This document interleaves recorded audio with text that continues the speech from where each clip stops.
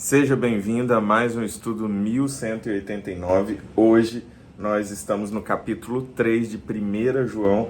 Vamos dar continuidade a um tópico falado no finalzinho de 2 João, chamado Os Filhos de Deus. E também temos o tópico O Amor Fraternal, que vai ser todo explicado ainda no capítulo 3. E aí, como é que você está? Como tem sido o estudo 1189 para você? Se você possui alguma dica, sugestão, uma reflexão específica sobre o tema que nós estamos tratando, sinta-se com liberdade para colaborar e comentar aqui no nosso vídeo para que eu possa ler e possa adquirir também o seu ponto de vista. Eu me sinto muito feliz por fazer parte do estudo 1189 junto com você. Se você ainda não compartilhou o estudo com ninguém, faça desse momento uma oportunidade. Envie o estudo 1189 para o grupo da família, para os amigos, grupos ministeriais, grupos da igreja, para que mais pessoas tenham acesso a essa palavra.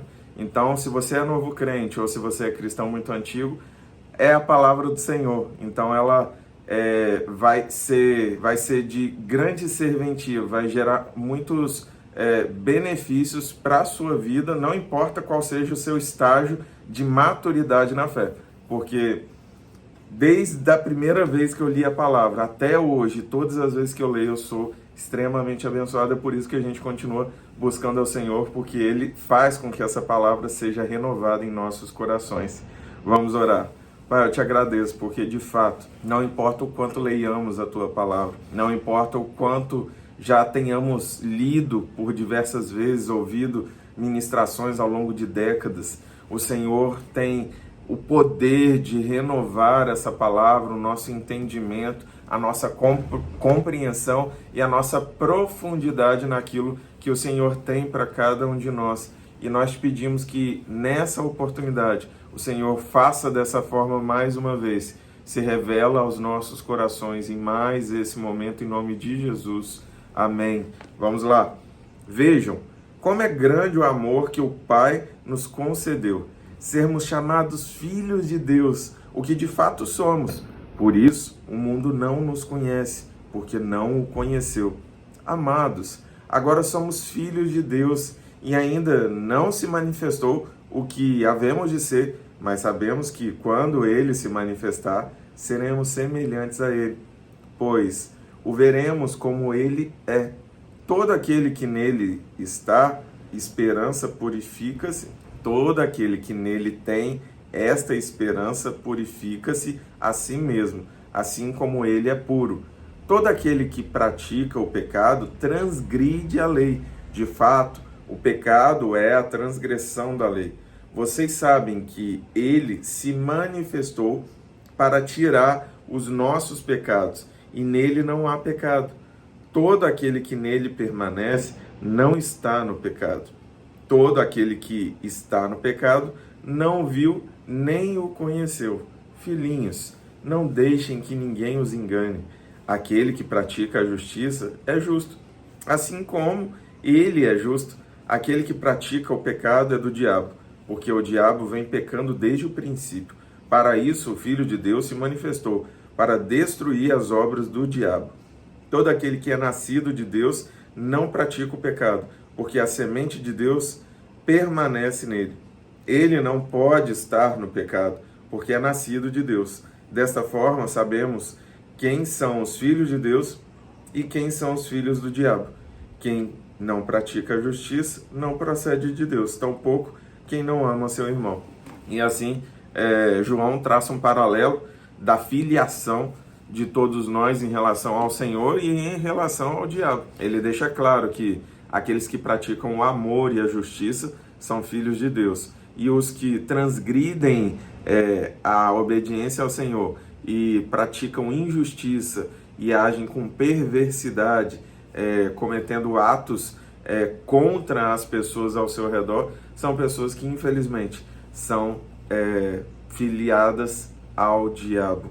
E isso é muito triste, porque a gente, as pessoas A maior parte das pessoas que não tem essa compreensão acham que pelo fato de conviver no mundo onde isso se tornou infelizmente normal, elas acham que essa é a forma de se proceder, mas não é. E a única forma dessas pessoas compreenderem que esse não é um procedimento comum ou que deveria ser considerado normal é que nós vivamos a realidade daquilo que deve ser feito, para que haja um paralelo, um comparativo.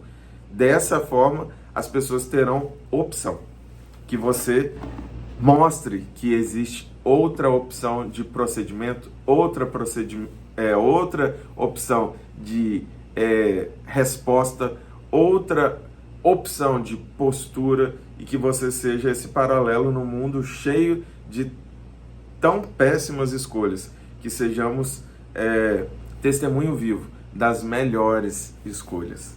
É um desafio, mas somos filhos do Senhor, então vamos viver como nosso Pai nos instrui. Esta é a mensagem que vocês ouviram desde o princípio, que nos amemos uns aos outros. Não sejamos como Caim, que pertencia ao maligno e matou seu irmão. E por que o matou?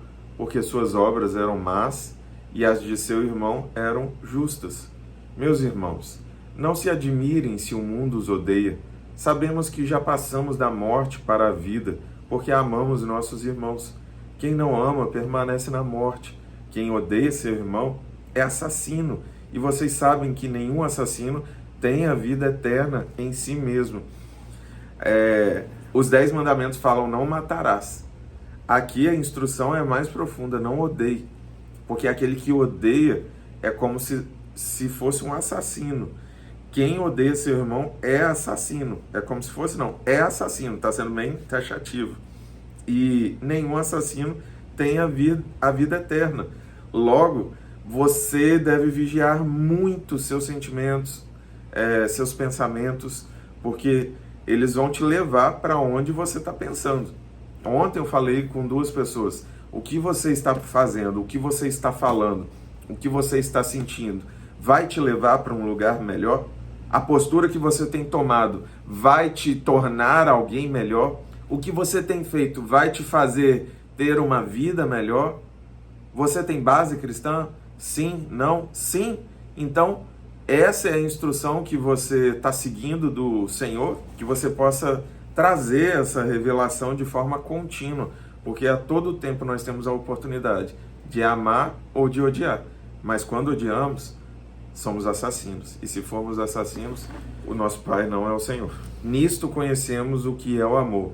Jesus Cristo deu a sua vida por nós, e devemos dar a nossa vida por nossos irmãos. Se alguém tiver recursos materiais e vendo seu irmão em necessidade não se compadecer dele, como pode permanecer nele o amor de Deus? Filhinhos, não amemos de palavra nem de boca, mas em ação e em verdade. Eu estou lendo aqui e realmente o Senhor ele nos dá a oportunidade de exercitarmos um posicionamento. Por um bom tempo na minha vida, eu tinha um pré-julgamento de que as pessoas que estão passando por uma miséria passam pela miséria por opção.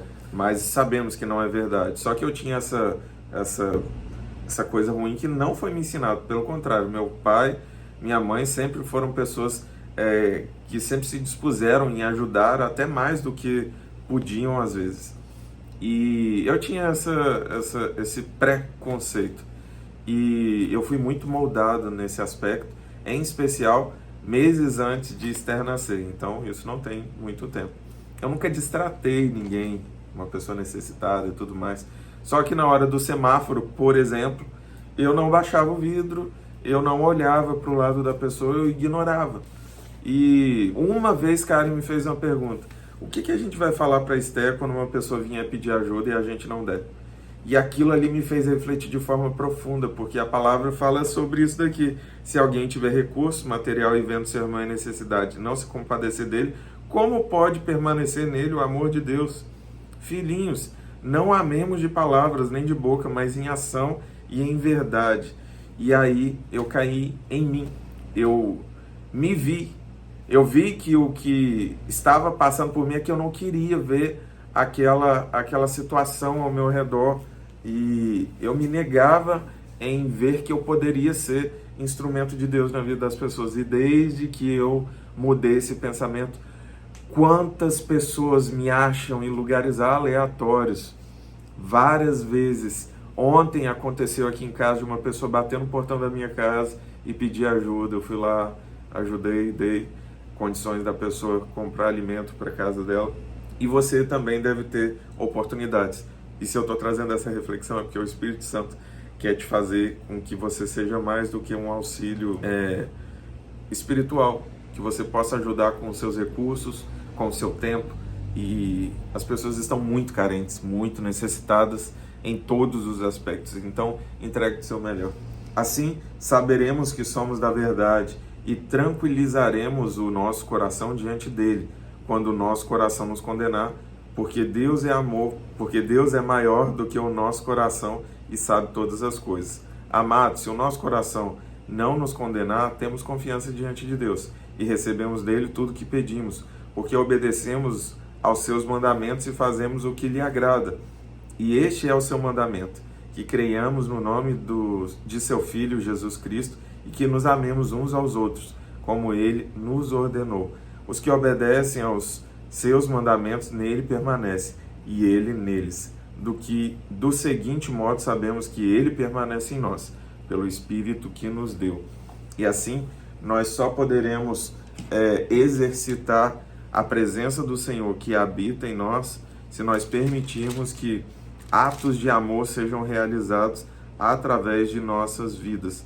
Não adianta você ir na igreja e falar que ama ao Senhor se você não segue as instruções, orientações e obedece de forma plena aquilo que o Senhor te confiou através da palavra.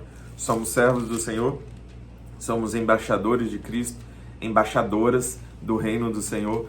Temos essa palavra de vida e não podemos nos negar a entregar essa palavra de vida para todos aqueles que precisam e estão ao nosso redor, carentes, dependentes, 100% necessitados. Assim como nós somos, mas talvez já tenhamos alcançado um estágio que nos deixe numa posição confortável. Não fique nessa posição de conforto, de plenitude pessoal. Eu já tenho, eu já consegui, então não preciso me preocupar porque eu já alcancei o que eu queria. Não viva assim. Viva como aquele que depende, viva como aquele que do pouco que tem ainda pode ajudar. Não importa o quão pouco você tem, não importa o quão muito você tem, somos necessitados e somos capazes de ajudar. É o paralelo daqueles que são filhos do Senhor. Que Deus te abençoe, você e sua casa. Ontem eu tive a alegria de registrar esse vídeo aqui, já é um vídeo que passou dos 200, eu não fico fazendo conta de cabeça, mas segundo João, a gente já inicia daqui 2 capítulos, 4, 5 de 1 João, e aí a gente vai para 2 João, que tem apenas um capítulo, e 3 João, que tem apenas um capítulo, e depois Judas, que tem apenas um capítulo, e aí chegamos em Apocalipse. Então, já passamos de 200 capítulos, e ontem eu fiz o registro que o final de 2 Tessalonicenses, que eu postei, já tem algumas semanas, mas você vai entender. 2 Tessalonicenses foi o vídeo 189, o último capítulo, se eu não me engano, capítulo 5 de 2 Tessalonicenses. E aí, de lá para cá, ficou faltando apenas 1000 capítulos. E eu estou muito feliz, porque estamos avançando para aquilo que o Senhor nos confiou. Até o final do ano, eu vou ter registrado todos os vídeos, gravado todos os vídeos, postado todos os vídeos, e aí nós vamos juntos aproveitando, e eu vou ter mais tempo para interagir com cada um de vocês. Então, vamos propagar o Estudo 1189 para que muitas pessoas sejam abençoadas. Em nome de Jesus. Até amanhã, meio-dia.